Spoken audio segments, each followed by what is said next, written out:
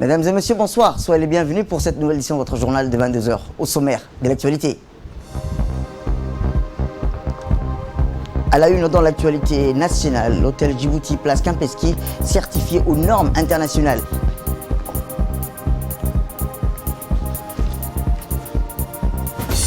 Et enfin, dans l'actualité internationale, l'Inde franchit la barre des 5 millions de cas de Covid-19.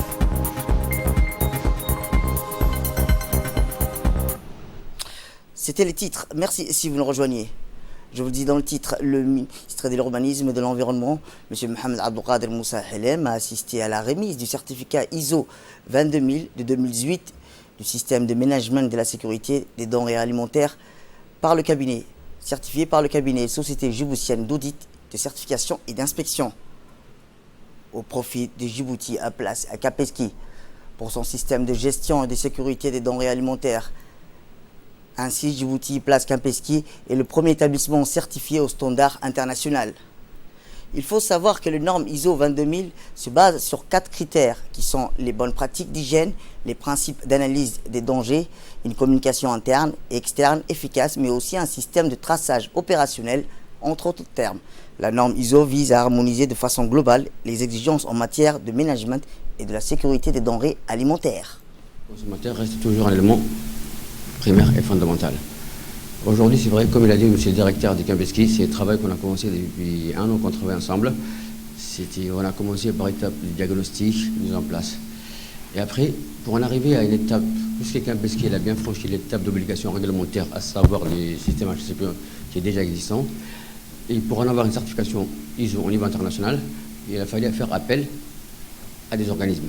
Comme vous le savez, pour en avoir une certification ISO, il n'y a que des entités étatiques qui donnent la certification et des organismes indépendants. L'obligation que tous les deux sont membres de l'organisme international, les ISO, qu'on appelle des standards internationaux. Donc, on a fait appel à différents organismes et ces organismes, ils ont l'exigence identique, mais après, c'est du coût commercial, comme vous le savez, quoi. Et donc, voilà, on a choisi un organisme qui nous a proposé sur 3-4 organismes qu'on a contactés. Et puis, on a fait une audit, une évaluation et suivi de mise en place d'actions correctives. Ce qui a été un peu dur et finalement réussi.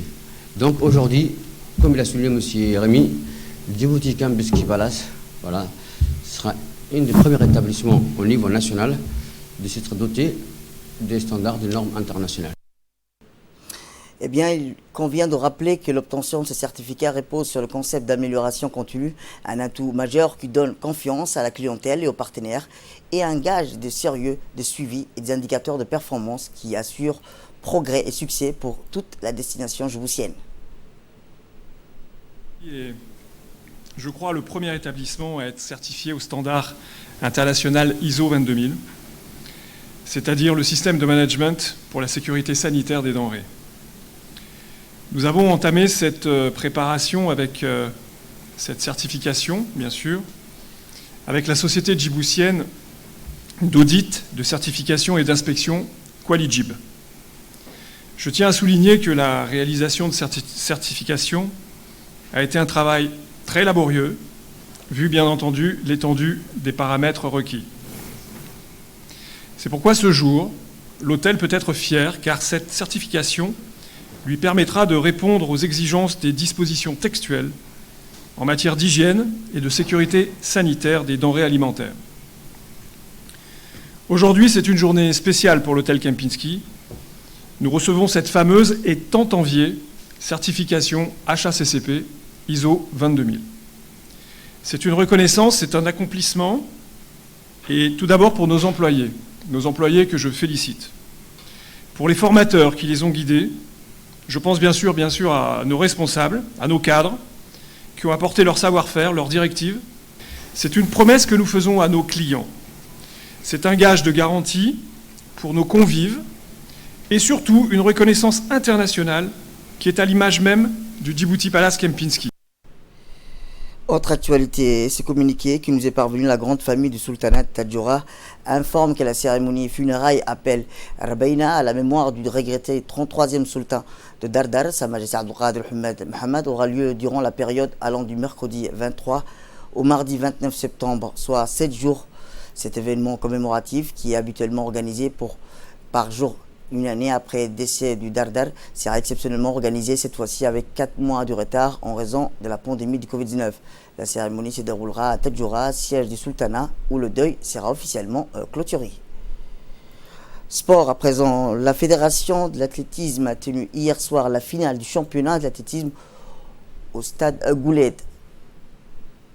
Outre les athlètes finalistes des différentes séries, l'événement a vu la présence du secrétaire d'État à la jeunesse et au sport, Hassan Mohamed Kamil, entouré de ses proches collaborateurs, le président de la fédération djiboutienne d'athlétisme, M. Saïd Ismaël Nour, et son staff, ainsi que les grands champions d'athlétisme tels que Ayala Suleiman, Moumin Guélé, entre autres. Les compétiteurs de toutes les séries de la discipline sportive issus du centre de sport d'études Ali Sébier et de plusieurs clubs de la capitale se sont disputés pour une place au podium spécialement aménagé pour l'occasion, sur fond de retentissement de l'hymne national avec des remises et des trophées.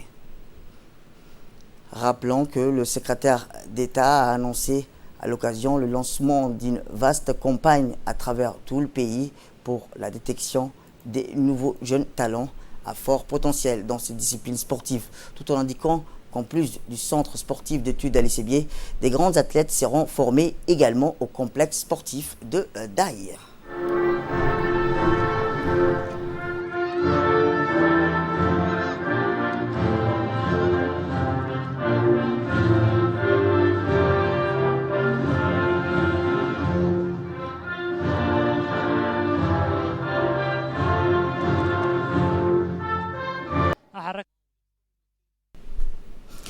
Eh bien, dans une brève intervention, le président de la Fédération djiboutienne d'athlétisme, M. Saïd Ismaël, s'est déclaré enthousiaste du déroulement de ces finales, malgré un ajournement au confinement causé par le Covid-19. M. Saïd, président de la Fédération djiboutienne d'athlétisme, s'est montré optimiste quant à des meilleures performances en termes de minima à court terme, remerciant au passage le secrétaire d'État à la jeunesse et au sport pour son appui constant et inconditionnel.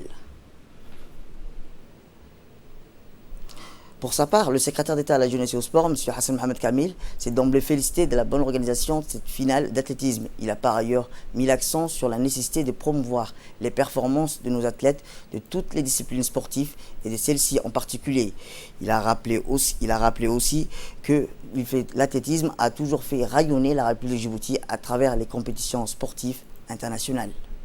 Mon impression, on ne peut pas la mesurer, dans la mesure où il y a tous les finales qui se succèdent. Aujourd'hui, nous avons la finale d'athlétisme. Vendredi soir, on aura la finale de football. Mais il faut savoir que je suis un peu impressionné par les jeunes talents qui sortent, d'autant plus qu'on relève du Covid. Et le Covid nous a un peu freinés dans toute activité et surtout dans les entraînements. Petit à petit, je pense qu'ils ont repris les entraînements et aujourd'hui, on est en train de voir une belle compétition. Déjà, dans une semaine, ils vont organiser une formation pour le juge arbitre en termes d'athlétisme et juste un mois après, il y aura une détection sur tout l'ensemble du territoire. Donc comment ça va se faire? Ce n'est pas uniquement la course à pied, mais il y aura les lancers du poids, il y aura le saut qui vont intégrer tout ce qui est course. Il faut aussi ajouter que chaque fois qu'on assiste à une compétition d'athlétisme, on voit les courses de longue durée. Ça veut dire le fond et le demi-fond. Mais cette fois-ci, je pense que l'athlétisme, la fédération va intégrer, ça veut dire le 100 mètres, le 200 mètres, les courses relais, pour essayer de voir si nos jeunes Djiboutiens peuvent compétir aussi avec la région et le continent. Donc je pense que l'athlétisme il est prometteur. Aujourd'hui, nous avons le DAI qui est ouvert. Les grands athlètes sur le Nord et faire aussi des compétitions là-bas pour que aussi le Nord puisse présenter les potentiels coureurs qu'ils ont. Voilà. Tout à fait autre chose. Un atelier sur les travaux de la mission conjointe d'examen et de planification du programme entre l'OMS et le ministère de la Santé publique s'est tenu ce matin au Campeski Place Hôtel. Le lancement de cet atelier de planification s'est déroulé en présence du secrétaire général de la Santé par intérim, Dr Meïk Mohamed Moussa, du représentant de l'OMS à Djibouti, Dr Ahmed Zouaïten, du conseil technique du ministre de la Santé, Omar Ali, de la directrice de la DCPI, Mme Noura Abdi.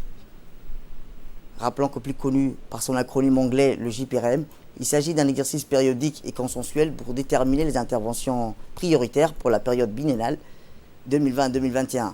Durant 2 jours, les participants seront amenés à examiner et valider les grandes lignes d'action pour améliorer le bien-être sanitaire de nos concitoyens, notamment à travers la prévention des maladies non transmissibles, la promotion des modes de vie sains, la qualité des soins et le développement d'un système de santé plus performant. Réunissant plusieurs directions, les discussions franches, inclusives et transparentes vont intégrer les impératifs stratégiques, notamment en matière de lutte contre la pandémie du Covid-19. Mais maintenant, on est là, on commence à voir un peu la lumière à la fin du tunnel, et ça, c'est une grande chose. La réunion qu'on a maintenant, peut-être aurait dû se passer au début de l'année, mais avec la crise qu'on a vécue, que le monde a vécue, on a dû travailler beaucoup sur la réponse à la pandémie, et dès qu'on a eu la possibilité, on est ici réunis. Parce que ce genre de réunion, on ne peut pas le faire juste par Zoom ou par réunion virtuelle. Il faut vraiment une présence pour pouvoir discuter des différents plans, des différentes orientations pour renforcer le système de santé de Djibouti. Eh bien, le secrétaire général de la Santé par intérim, Dr Meïk Mohamed Moussa, a tout d'abord salué les efforts déployés par le gouvernement djiboutien dans la lutte contre la pandémie du Covid-19. Écoutons-le. Effectivement, ça a été une riposte intersectorielle, interministérielle qui a impliqué tous les maillons et de la chaîne sanitaire et du secteur public djiboutien. Je voudrais également souligner, et je pense vraiment, moi personnellement, c'est quelque chose qui m'a tout particulièrement marqué, c'est l'implication, le leadership du plus haut niveau sommet de l'État dans cette riposte, qu'il s'est agi de la riposte au niveau politique, comme elle s'organise, mais également de cette implication jusqu'au niveau technique, jusqu'au niveau opérationnel. Vraiment, c'est grâce à ce leadership du chef de l'État, son Excellence M. Soumaïla Omar Guelleh, que cette riposte a bénéficié de la dynamique qu'on a connue, que cette riposte a bénéficié de l'élan dont elle a connu, et surtout que cette riposte a bénéficié des moyens qu'elle a connus. L'atelier ou la retraite de ces 2 jours a pour objet la planification du programme conjoint qui sera signé entre le ministère de la Santé et l'Organisation mondiale de la santé. Nous souhaitons, et Dr Zouaïten l'a rappelé, que cette planification soit basée sur les besoins, sur les priorités du pays, qu'elle s'aligne avec le programme national de développement sanitaire dont l'exercice vient d'être mené à son terme il n'y a pas encore longtemps, et encore plus qu'elle s'accorde sur les priorités qui sont sorties de ces derniers mois de lutte contre le Covid. Donc les priorités qui ont été identifiées, comment capitaliser sur ça, comment faire en sorte que les maillons faibles qui ont été identifiés durant cette lutte bénéficient du renforcement à travers ces activités. Autre actualité dans ces 22 heures, c'est aussi une cérémonie de clôture de la formation sur l'intervention et l'enquête en matière de traite des êtres humains et le trafic des migrants s'est tenue hier après-midi au centre d'instruction du camp d'Oralé. La formation dispensée par des experts membres du programme Civipol s'est déroulée pendant 3 jours au profit des personnels de la garde-côte, des personnels de la gendarmerie nationale et ceux de la police nationale. Cette cérémonie a vu la participation du commandant de la garde-côte, le colonel Ouaes Omar Bourré.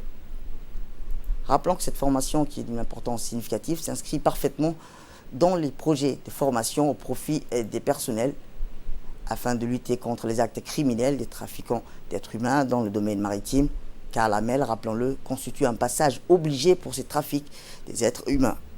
Cette formation a permis en outre de renforcer davantage les liens de coordination entre les différents agents d'intervention des forces de sécurité qui interviennent en chacun en ce qui le concerne dans les opérations de lutte contre la traite des êtres humains.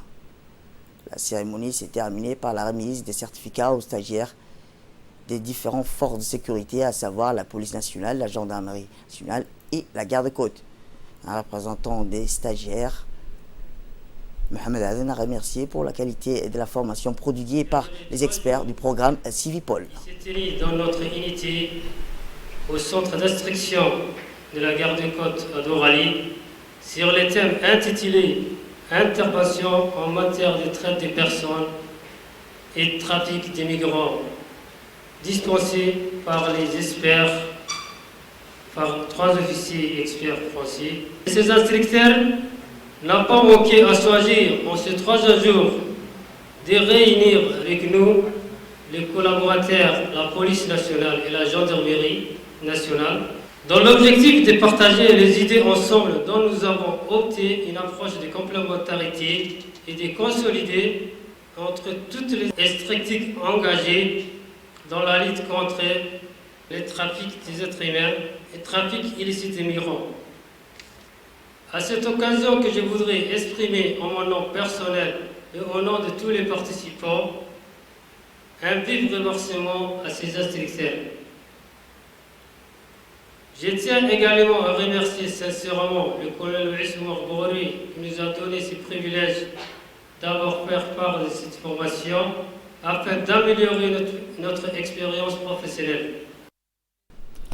Le coordinateur régional Civipol, M. Marco Buffo, a quant à lui loué la qualité de l'organisation de cette formation en insistant sur l'inquiétude considérable que cette formation va apporter aux stagiaires des différentes forces de sécurité et de défense.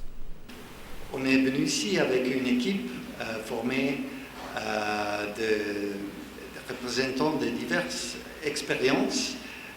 Bernard Landais, il est un ancien gendarme maritime et on a discuté avec lui sur qu'est-ce que sont les prérogatives de la garde-côte quand il s'agit de gérer des situations difficiles par rapport à la migration et possiblement aussi à la traite des êtres humains. Et la même chose on a fait par rapport aux enquêtes avec Philippe Pérez et Benoît Cassière.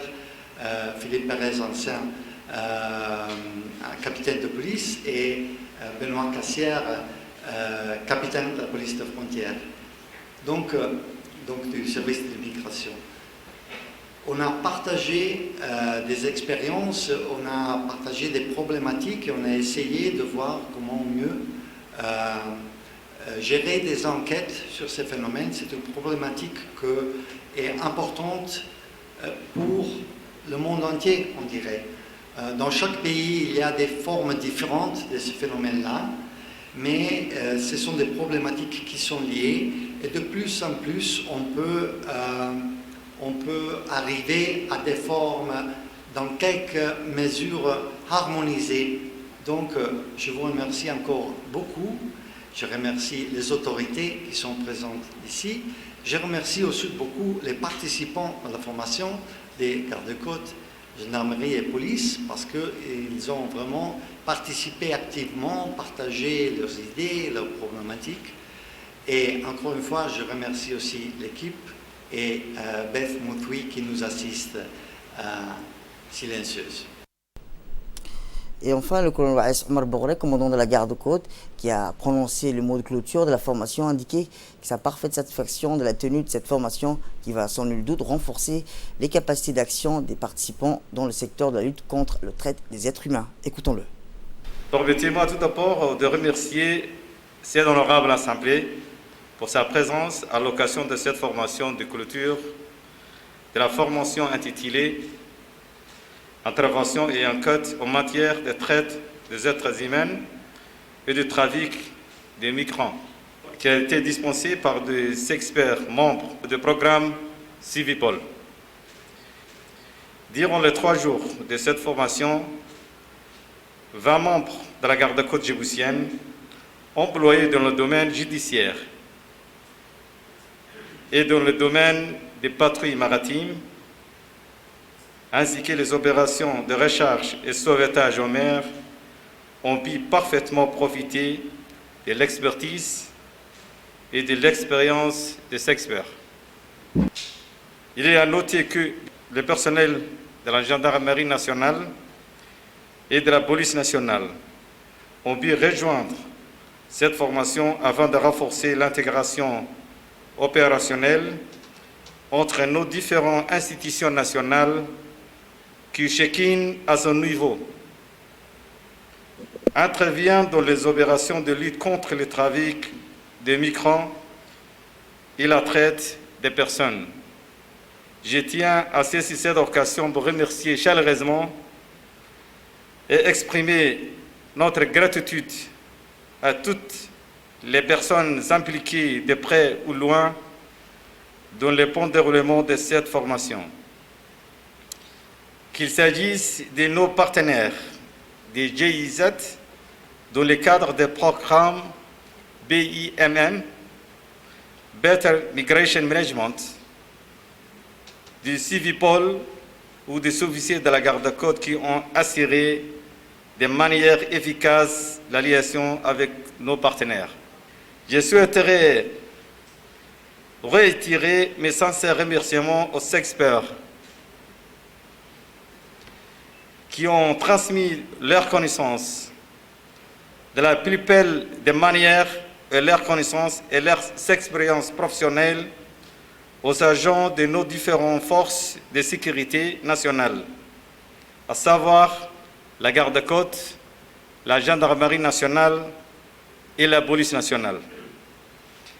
En le droit des stagiaires, j'en suis fortement convaincu que les agents qui ont participé à cette formation ont pu saisir cette occasion et sauront le traduire sur le terrain de manière professionnelle et les connaissances acquises.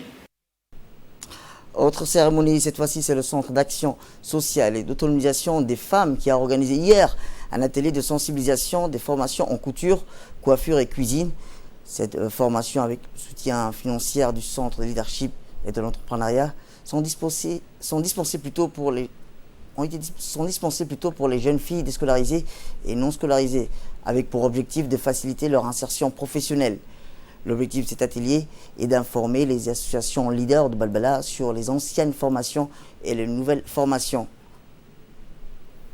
Cette cérémonie a vu la participation de la conseillère technique du ministère de la Femme et de la Famille, Mme Nabia Salman Hassan, de la directrice du CASAF, Mme Nim Younus Houch, de la directrice de la promotion du genre, Yasmine Abdelmajid, ainsi que les présidents des 20 associations de Balbala. Dans l'ensemble, une centaine de femmes et de jeunes filles de la commune de Balbala ont participé à cet atelier. L'Office national de l'eau et de l'assainissement, l'ONEAD, s'est confronté à un événement sans précédent. Une société étrangère et privée a entamé des travaux de construction illégale dans une des zones de captage de l'ONEAD située dans la région d'Arta, plus précisément à Demeljog. Cette société privée a endommagé malheureusement l'une des grands tuyaux qui alimentait en distribution en eau potable à la capitale. Cette casse a causé la perte de 10 000 mètres cubes d'eau, ce qui a provoqué une pénurie d'eau dans la capitale et les environs de Demeljog et d'Ouda. Aussitôt alertés, les agents de l'ONEAD se sont déplacés sur les zones en question. Après des travaux gigantesques qui ont duré de 10 à 11 heures, les agents de l'ONEAD ont réussi à réparer la casse. À cet endroit se trouvaient de nombreux forages qu'il importe de sécuriser pour mieux garantir une alimentation sereine. Les différents responsables de l'ONEAD ont tour à tour exprimé leur remerciement à ces agents qui ont vraiment travaillé dur pour mener à bien ces travaux. Il en par la suite adressé un message aux autorités publiques pour sécuriser les différentes zones de captage de l'ONEAD. Par un privé qui se construisait un terrain d'agriculture. Donc, suite à cette casse, ça nous a pris 10 à 11 heures de temps d'intervention avec 10 000 mètres cubes de pertes. Et ça a provoqué une perturbation pour l'alimentation de la ville de Djibouti et l'ONEAD s'esquisse. Nous lançons un appel auprès de tous les concessionnaires et les entreprises privées qui fassent des travaux en tranchées et des fûts en puits, qu'ils consultent l'ONEAD pour les plans et pour la réalisation des sondages avant d'entamer tous travaux des fûts en puits ou bien des tranchées. c'est surtout pour ne pas pénaliser toute la ville de Djibouti et en créant des perturbations qui peuvent aller au-delà des 24 heures, voire 48 heures. Parce que c'est des conduites principales d'addiction d'eau potable et les réparations, ça nous prend énormément de temps. Direction Tadjoura, où dans le cadre des études d'évaluation des impacts des mutuelles communautaires de développement engagées par le ministère de la Femme et de la Famille, une équipe spécialisée de suivi et évaluation du ministère composée du conseil technique, du chef du service des études et statistiques ont démarré des travaux depuis le 14 septembre dans les 5 régions de l'intérieur du pays pour une durée d'une semaine, du 14 au 24 septembre. Cette mission, qui a bénéficié de l'appui financier du bureau local du FUNUAP, a pour objectif d'évaluer les changements qualificatifs induits par la création des mutuelles communautaires de développement des localités ciblées. Il est aussi question, au cours de la mission d'évaluation, d'organiser des focus groupés, de sensibiliser les leaders locaux sur l'importance du planning familial et des espacements des naissances pour le bien-être familial.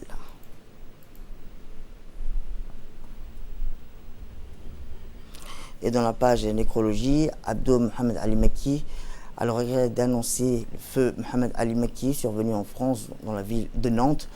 Ce dimanche, le défunt Mohamed Ali Makki, né en 1963, laisse une grande famille derrière lui. Son décès est annoncé à sa nombreuse famille vivant à Djibouti, Tadjoura, Addis Abeba, Hawash, Harar, Dulassa et en Éthiopie. Que le Tout-Puissant l'accueille dans son paradis éternel. Inna lillahi wa inna ilayhi raji'un. Et enfin, dans l'actualité internationale au Palestine, des premières roquettes avaient été tirées mardi soir par la résistance palestinienne dans la bande de Gaza vers Israël à l'occasion de la signature à Washington des accords de normalisation des relations entre les États hébreux des deux pays arabes, suivis mercredi d'aujourd'hui par de nouveaux tirs, des frappes, des représailles de la force d'occupation israélienne dans la bande de Gaza. Des sources sécuritaires, des témoins ont fait état de frappes aériennes et de l'occupation israélienne sur Gaza. Et l'armée israélienne a confirmé aujourd'hui avoir bombardé dans la nuit des sites du Hamas dans la bande de Gaza en représailles à des tirs de roquettes tirés de l'enclave palestinienne en direction de l'État hébreu. Le mouvement de la résistance du Hamas a mis en garde aujourd'hui Israël contre une nouvelle escalade militaire dans la foulée des tirs de roquettes et des frappes des représailles israéliennes ont été retenties. Et enfin, au Japon, Yoshihide Suga, 71 ans, a été élu aujourd'hui nouveau Premier ministre du Japon par le Parlement en remplacement de Shinzo Abe, démissionnaire pour des raisons de santé. Yoshihide Suga, qui avait déjà triomphalement remporté lundi l'élection interne du parti, le libéral-démocrate, pour devenir son nouveau chef, a promis de poursuivre la politique de son prédécesseur, qui était, rappelons-le, qui était au pouvoir depuis fin 2012. Yoshihide Suga a obtenu aujourd'hui 314 votes sur 462 suffrages déclarés valides à la chambre basse du Parlement. Le PLD dispose d'une confortable majorité avec son allié de coalition, le parti Kameito. Une majorité simple était requise. C'est tout pour cette édition. Merci à vous de nous avoir suivis. Restez avec nous pour la suite de nos programmes télévisés.